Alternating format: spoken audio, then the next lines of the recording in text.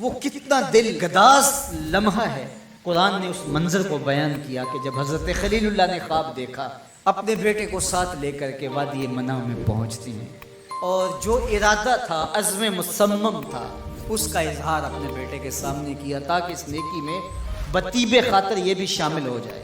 قرآن نے اس کو بیان کیا ہے۔ ایسی انوکھی کہانی آپ کو کہیں نہیں ملے گی، ایسی سچی کہانی اور عظیمت کی دل آویز داستان کہ باپ اور بیٹا دونوں بیٹھ کے گفتگو کر رہے ہیں۔ کیا گفتگو ہے؟ باپ کہہ رہا ہے کہ یا بنیا، اے میرے بیٹے۔ جو اہل زبان ہیں وہ اس کی نزاکت کو اور اس کی لطافت کو سمجھتے ہیں کہ یا بنی نہیں کہا گیا، میرے بیٹے نہیں، یا بنیا۔ جس طرح ماں لاڈ سے اپنی بیٹی کو بیٹی نہیں کہتی، میری بچڑی کہتی ہے، تو جب وہ بچڑی کہتی ہے تو اس کے اندر گوند گوند کے محبت رکھی ہوئی ہوتی ہے۔ تو یہاں ذرا لفظ دیکھیے، یا بنیا، اے میرے بیٹے۔ اللہ اکبر۔ اردو کے دامن میں کوئی اتنی وسعت نہیں ہے کہ ان لفظوں کی تعبیر ہو سکے جو شہد ان لفظوں سے ٹپک رہا ہے جو حضرت خلیل اللہ نے اپنے بیٹے کے لیے لفظ استعمال کیا۔ یا بنیا، اے میرے دل بند، اے میرے جگر کے ٹکڑے، اے میرے فرزند نونہال، میں نے خواب دیکھا ہے، اس خواب میں تجھے ذبح کر رہا ہوں۔ یہ خواب آپ یا میں دیکھیں تو ہم تو اپنی بیوی سے بھی اس کو شیئر نہیں کر سکتے، ہمارے رونگٹے کھڑے ہو جاتے ہیں، لیکن بیٹے سے کہہ رہا ہے۔ اور محض خواب کسی تفنن تباہ کے لیے نہیں ہے، یا محض کوئی بات سمجھانے کے لیے نہیں ہے، اس کی تعبیر کی طرف بچے کو لانے کے لیے سنایا جا رہا ہے۔ کہا بیٹا میں نے ایک خواب دیکھا ہے۔ خواب کیا ہے؟ کہ میں تجھے ذبح کر رہا ہوں، اب تو بتا تیری رائے کیا ہے؟ اللہ اکبر۔ اب باپ بیٹے سے کہے کہ میں تجھے ذبح کرنا چاہتا ہوں تو بیٹے کا رد عمل کیا ہوگا؟ کوئی بھی تصور اپنے بیٹے کو کر کے سوچے کیا رد عمل ہوگا؟ اس کی آنکھیں پھٹی کی پھٹی رہ جائیں گی، وہ باپ کے ہوش و حواس پہ شک کرنے لگ جائے گا، کہے گا کیا بول رہے ہو، ہوش ٹھکانے ہیں؟ باپ ہو، سفاک ہو، کیا لہجہ ہے تمہارا، مجھے ذبح کرو گے؟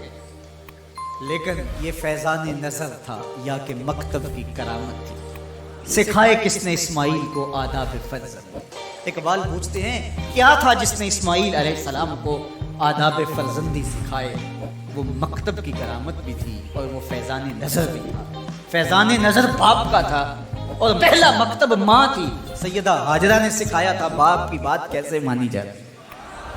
جو مائیں بیٹوں کو، بیٹیوں کو باپ کی اطاعت سکھاتی ہیں، وہ مائیں اپنی اولاد کو فرما بردار پاتی ہیں۔ ماں کے ہاتھ میں اولاد کی تربیت کا جوہر ہوتا ہے۔ یہ سیدہ ہاجرہ کی تربیت بول رہی ہے جب باپ نے کہا بیٹے میں تجھ کو ذبح کرنا چاہ رہا ہوں۔ کتنی بڑی بات ہے، آنکھیں پھٹی کی پھٹی رہ جاتی۔ یہاں بیٹا کوئی جواب نہ دیتا، اس سکتے کے عالم میں گردن جھکا دیتا۔ مکمل اطاعت کہلاتا، انقیاد امر کہلاتا، امتثال حکم کہلاتا۔ باپ کہتا میں تجھے ذبح کرنا چاہتا ہوں، بیٹا خاموش ہو جاتا۔ السکوت من الرضا، لمحے حساس ہو تو خاموشی بھی رضا مان لی گئی تو بیٹا صرف خاموش ہو جاتا، سر جھکا لیتا، یہ کافی تھا۔ انقیاد امر تھا، حکم کی تعمیل تھی، امتثال امر تھا۔ لیکن بیٹا کیا کہتا ہے؟ یا ابت افعل ما تؤمر، ابا جی جو کرنا ہے کر گزریے۔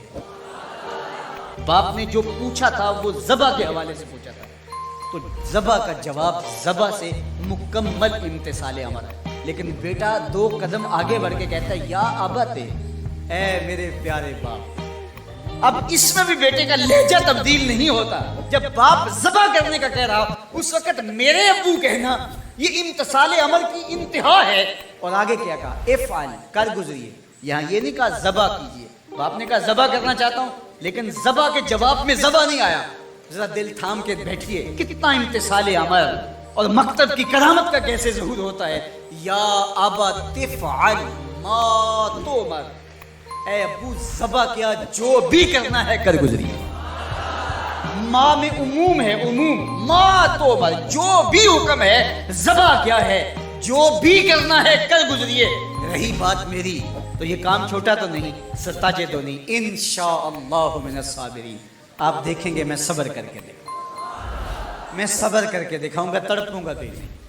اب یہ منظر قرآن نے بیان کیا، فلما اسلما، جب دونوں نے طے کر لیا۔ کیا طے ہوا؟ فلاں نمبر کی گاڑی خرید لے نہیں، فلاں پلاٹ خرید لے نہیں، فلاں پلازا لے لے نہیں، باپ اور بیٹے کی وادی منا میں بات کیا ہوتی ہے؟ باپ کہتا ہے میں تجھے ذبح کرنا چاہ رہا ہوں، بیٹا کہتا ہے میں ہونے کے لیے تیار ہوں۔ آپ دیکھیں گے کہ میں جنبش نہیں کروں گا۔ اب قرآن نے یہاں جو لفظ استعمال کیا لفظوں پہ فلما اسلم، یہیں سے اسلام ہے۔ اسلام یہ ہے یار کے آگے سر تسلیم خم کر دینا۔ من مانی کا نام اسلام نہیں ہے، اللہ رسول کی اطاعت کا نام ہے۔ فلما اسلم، جب دونوں نے اس بات کو طے کر لیا، دونوں راضی ہو گئے، باپ ذبح کرنے پہ راضی ہے، بیٹا ذبح ہونے پہ راضی ہے۔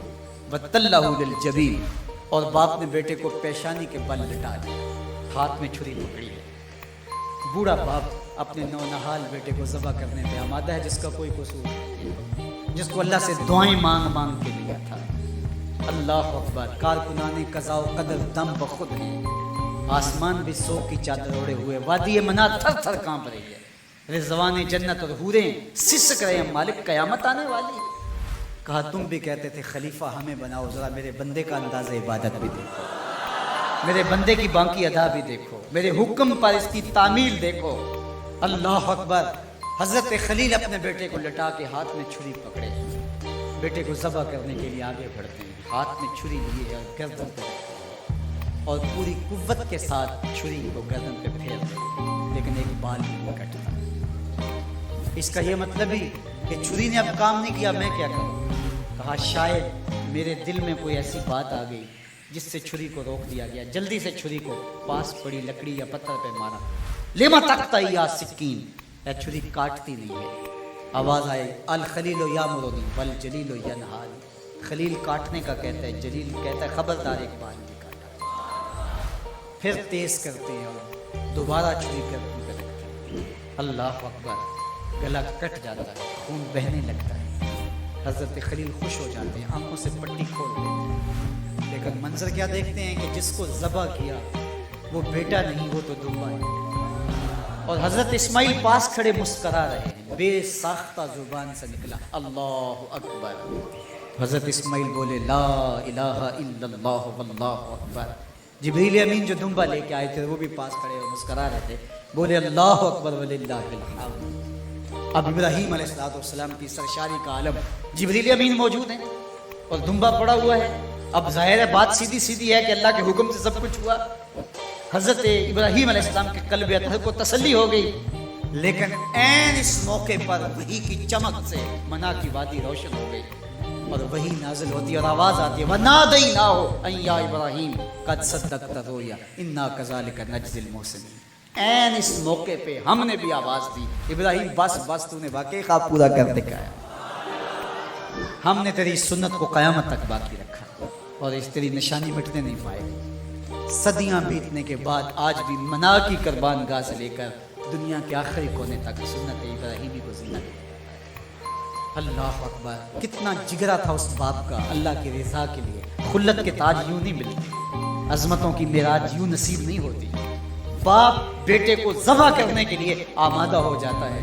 ہمارے ایک بزرگ کہا کرتے تھے بیٹے ہر بندے کا کوئی نہ کوئی اسماعیل ہوتا ہے، جب تک وہ اپنے اسماعیل کی گردن پہ چھری نہیں رکھتا اللہ کی دوستی نصیب نہیں ہوتی۔ اپنی خواہشات کی گردن پہ، اپنی آرزوؤں کی گردن پہ چھری پھیرو، اللہ کے لیے محبوب سے محبوب چیز قربان کرنے کے لیے آمادہ ہو جاؤ، پھر تمہیں وہ اپنی قربتوں سے مالا مال کرے گا۔